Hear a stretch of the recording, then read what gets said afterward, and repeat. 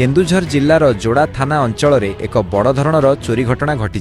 बिलेईपदा स्थित Tata sponge iron limited township colony रे दुर्बृत्त माने एक घरर ताला भांगी प्राय 30 लाख टंकार सुनागहना लुटि नेइछंती। सूचना अनुसार क्वार्टर नंबर W3R1/57 रे बसवास करुथिबा कंपनी कर्मचारी देवदत्त राय गत 21 तारिख रे घरे ताला पकाई कटक जाइथिले। आज भोर प्राय 3टा समय से घर को फेरिबा परे दुर्बृत्त तांको घरे कलाकना बुलाइथिबा नै जानिबाकू पाइथिले। बेडरूम रो बॉक्स पलंक भितरे एक आटाची रे साइति रखिथिबा समस्त सुना अलंकार जेउथिरे 6 सेट सुना हार 5 सेट कान फुल 4टी मुदी 8 जोड़ा चूड़ी और गोटिए ब्रेसलेट लूट होइथिबा जानिबाकू पाइथिले। दुर्बृत्त माने घरर पछपट कबाट ताला भांगी भितर को प्रवेश करिबा परे बॉक्स पलंक भितरे रखा जाइथिबा समस्त सुना अलंकार लुटि नै पळाइथिबा संदेह करा जाउछि। एने गृहकर्ता देवदत्त राय जोड़ा थाना रे लिखित अभियोग करिसंती। सूचना पाई साइंटिफिक टीम और स्निफर डॉग सह घटनास्थल रे पहुंची तदंत आरंभ करिछि जोड़ा पुलिस। एजाए दुर्बृत्तों संपर्क में किछि भी जना पड़ी नाही। तेबे एते बड़ एक कंपनीर कॉलोनी जेउठारे कि सुरक्षा पई अनेक सिक्यूरिटी गार्ड नियोजित अछंती सेठारे दुर्बृत्त पसी अनायास रे एही लूट भियाइबा एबे स्थानीय अंचल रे चांचल्य सृष्टि करिछि।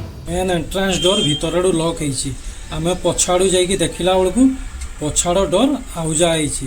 तापर पछाड़ू डोर पसिकी आसी देखिला बेलकू मो 4टा ताला पकेइतली। 4टा मेन एंट्रेंस रे गोटे ताला, तापर सेकेंड डोर रे गोटे ताला, बेडरूम रे गोटे ताला, बैक साइड डोर रे गोटे ताला। 4टा ताला को ताड़ीकी भांगी देइचंती। सबु सुना गहना नेकी पळेइचंती। सुना बहुत किछि सुना थिला, हार मुदी चेन सबु थिला। से ताला भी आमे खोजी खोजी पाइलु नै। से ताला को भी नेकी कुआडे फोपाड़ी देइचंती। ताला भी आ मिलुनी।